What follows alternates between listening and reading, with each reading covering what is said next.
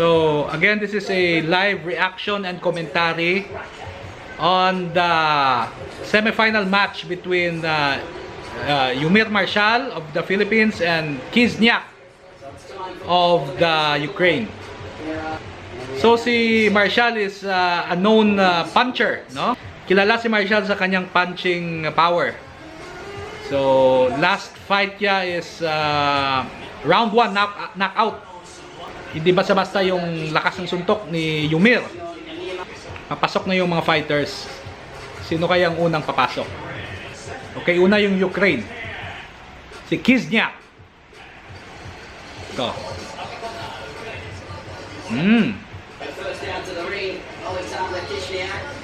Actually, ang mga Ukrainian boxers ay magagaling din. Mukhang tensyonado ang Ukraine. Ito, pumasok na rin si Yumir. Si Yumir, ano na to nakapaglaban na ito ng pro. Confident si Yumir. At mukhang fresh kasi yung mga laban niya, hindi umabot ng mga third round at talagang hindi siya napagod. Yung katawan niya hindi nabugbog. So, he's entering this fight fresh fighter. Ito na, pinapakilala na sila.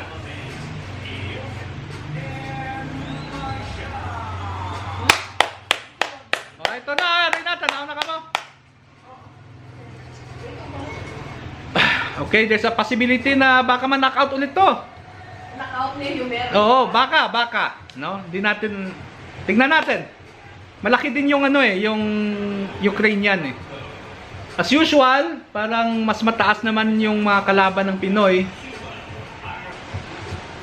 Here we go. Round 1.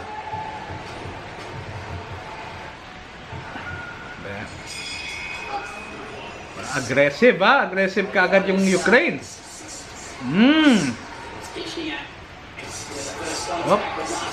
Oh! Galing! Ayun! Oh! Good! Body shot. Maganda yung mga body shot ng Pinoy I think this is gonna end in a knockout. I can feel it.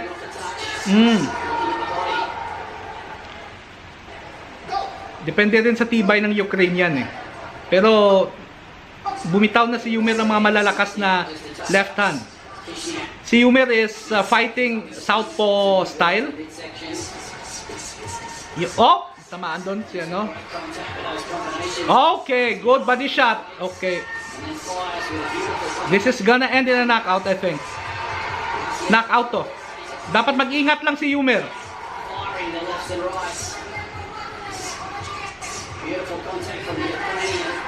Umaatake yung Ukrainian. Siya yung pumapasok talaga. Si Yumir, counter. Siya yung nako-corner. Pero parang pareho din ng fight ni Paalam, no? Forward fighter yung kalaban at kuma-counter tayo. Pero marami ng connection si Yumir. I think na-knockout talaga to. Kundi sa round 1, I think round 2. Ay hindi, matibay rin ng Ukraine. Natatamaan pero di umaatras. Okay. Huwag lang magpapagod si Yumir For sure round 1 sa kanya niya. So far lamang si Yumir dito. Good. Malakas matibay yung Ukraine. Parang yung Japan din Pero unlike sa Japan, yung Ukraine mas volume puncher. Mas maraming suntok na binibitawan. Dapat kondisyon si Yumir, huwag mapagod.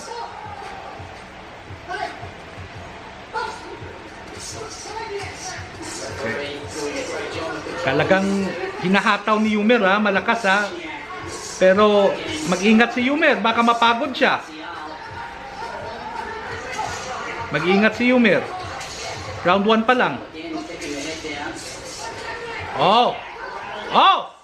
Standing 8 count? Hindi. Okay. Good. Round 1, sigurado ka Yumer. However, dapat you must take into account na baka mapagod si Yumer. Oh, naputukan. Naputukan si Yumer sa ulo. Oo, naputukan. Malamang headbutt. Accidental headbutt siguro. Eh, dumudugo yung forehead ni Yumer.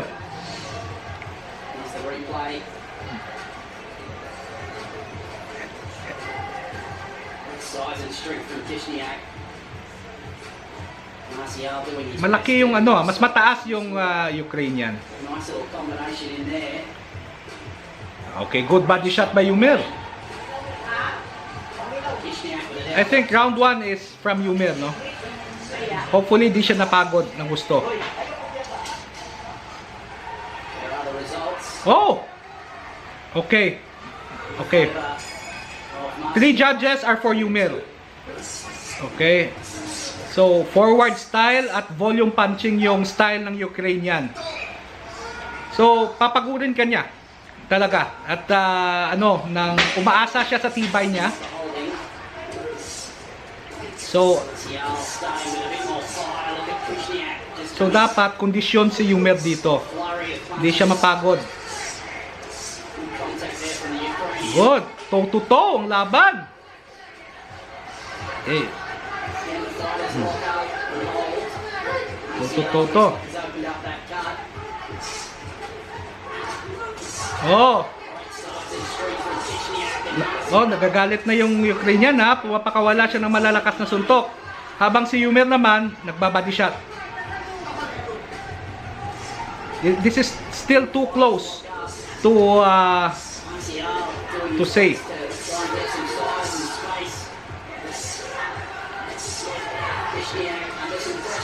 Okay, good.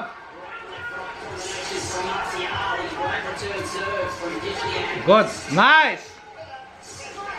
Oh. Ganda ng palitan ha. Concerned lang talaga ako sa stamina sa ganitong style ng laban. Okay. Parang ganito yung fight na gusto ng Ukraine eh. Parang ganito yung style ng laban ang gusto ng Ukraine in fighting.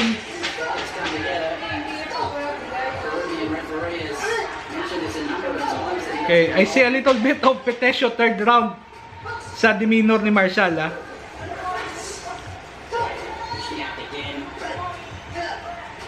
Okay, the Ukrainian is pushing forward.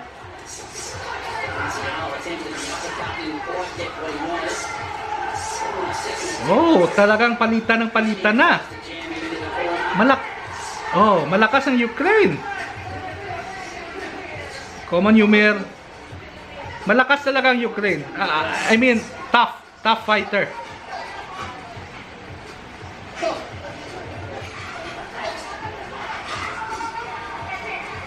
Oh, good. Good. Alam mo, maganda sana kung ibaboxing na lang, no? Ibaboxing ni Yumer at angles, footwork. Kaso, hindi ako sure kung kaya pa ni Yumer mag angles and footwork dahil I know pagod na siya.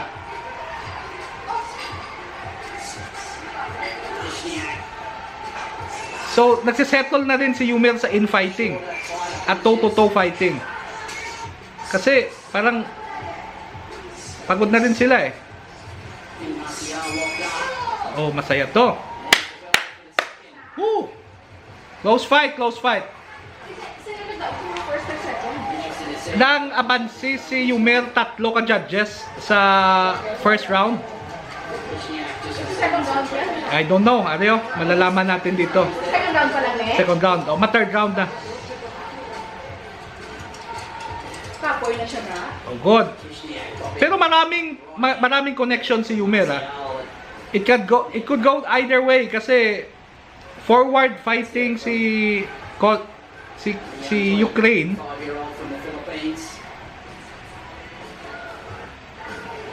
So this is still a close fight. Kung gaano kadali yung mga nakalaban ni Yumer sa mga previous Olympic matches niya, Okay. Okay. So it's still a close fight. Three judges are for Yumir. So he still needs to close the deal. Pwede niyang i-boxing to. Kung may energy pa siya, footwork lang, footwork. I think matatalo si Yumir kung toe-to-toe sila eh. So kailangan yan, stick and move. Stick and move, hands up. Okay. Pagod na si Yumir, ha? Pagod na. Ganito yung ganito yung gustong laban ng Ukrainian eh. Toe to toe. Ganyan yung mukhang fresh pa yung Ukrainian. So Yumir really needs to dig deep dito sa third round. He needs to dig deep. He needs to want it. That's the only way. Matibay ang Ukrainian. Matibay.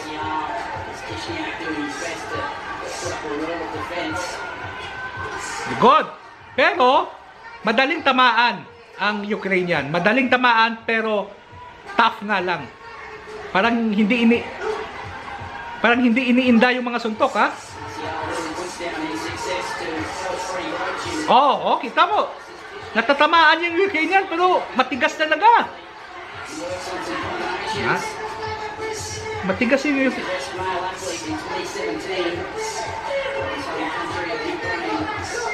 oh, talagang okay.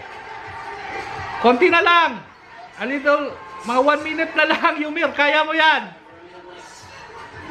Oh, na yan. Clinch and this is a good fight. Talagang matibay itong Ukrainian na to. Matibay. Parang gawa sa bato to. Pero mapapanalo to ni Yumir. Matibay ang Ukrainian. Parang upgraded version ng Hapon, ha? Na nakalaban ni Paalam. Matibay. Oh, pero napapagod na rin. Okay. Kailangan ni Yumir is late surge on the last 10 seconds. Late surge. Okay? Dapat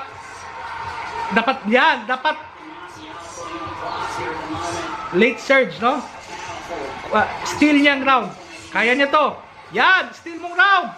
Yan, ubusin mo. Good job. Yan. Sige. Amazing. It's a great fight. I don't know. Talagang makikita mo na talagang talagang nahirapan si Marshall dito. That's why important talagang conditioning eh. So yung advantages ng Ukrainian, yung tibay niya, volume, yung tibay at volume at stamina. Okay? Si Yumir naman, mas magaling. Skill-wise, mas magaling si Yumir. Matibay din. Natatamaan siya, pero kaya niya. So, this is a close fight. Come on! Split decision.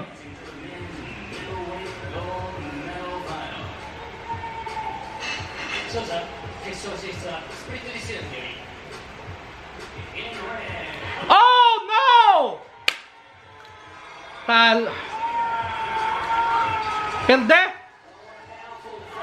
Perde.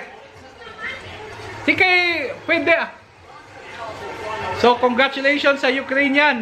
Talo si Yumir. It's a very, very good fight. Evenly matched. Pero, well, binigay talaga sa Ukrainian. Maganda yung third round niya. Sa third round siya nag-away. Maganda. Very, very close fight. Sayang, pero congratulations na din kay Yumir Marshall. Good job!